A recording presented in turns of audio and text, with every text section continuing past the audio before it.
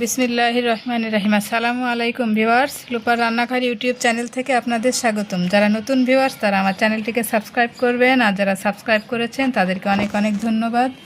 বন্ধুরা, আমার ভিডিওটা ভালো লাগলে একটা লাইক দিবেন, শেয়ার করবেন।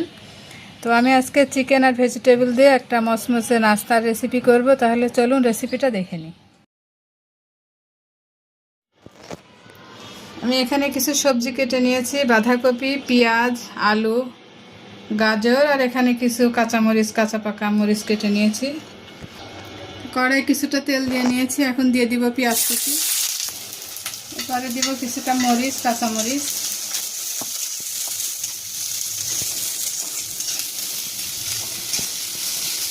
এ পর্যায়ে দিয়ে দিব কিছু মশলা, জিরা গরম মশলা বাটা, একটু দিলাম বাদাম বাটা, রসুন বাটা, আদা পাউডার, মরিচের গুঁড়া, হলুদের গুঁড়া, দিয়ে দিব স্বাদ মতো লবণ।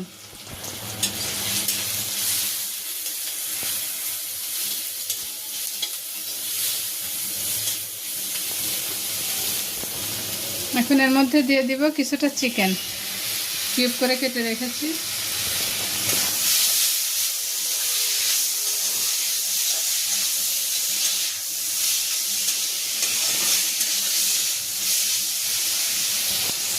এখানে আছে 3টা এলাচ আর গোলমরিচ, 7-8টা গোলমরিচ দেওয়া হবে।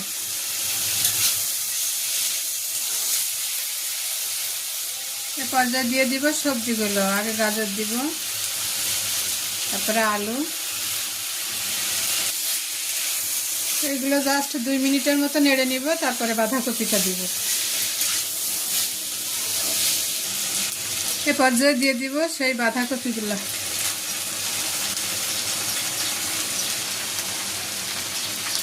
দু মিনিট মতো নাড়াচাড়া করে নামিয়ে নিব।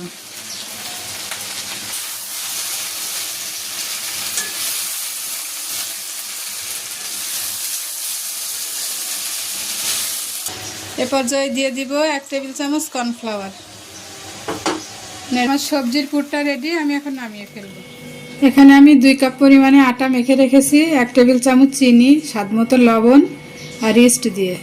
তো এই খামিরটা দিয়ে আমি এখন একটা রুটি তৈরি করব। তো এই যে এইভাবে লম্বা করে, বেশ একটু মোটা, খুব বেশি পাতলা হবে না, এভাবে রুটিটা বলে নিব।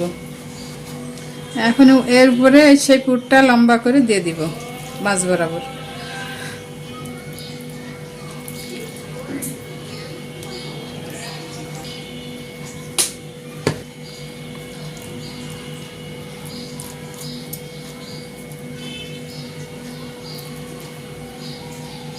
এখন আঙুলি করে এভাবে একটু পানি এই কণাটায় দিয়ে নিতে হবে।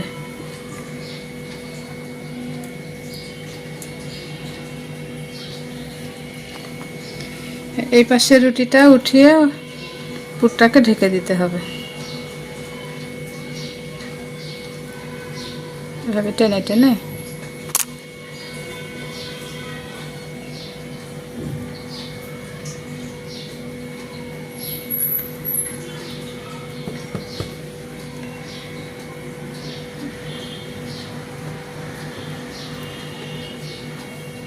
তো যেভাবে একটা রোল করে নিয়েছি, এখন বেশ পরিমাণ মতো কেটে নিব।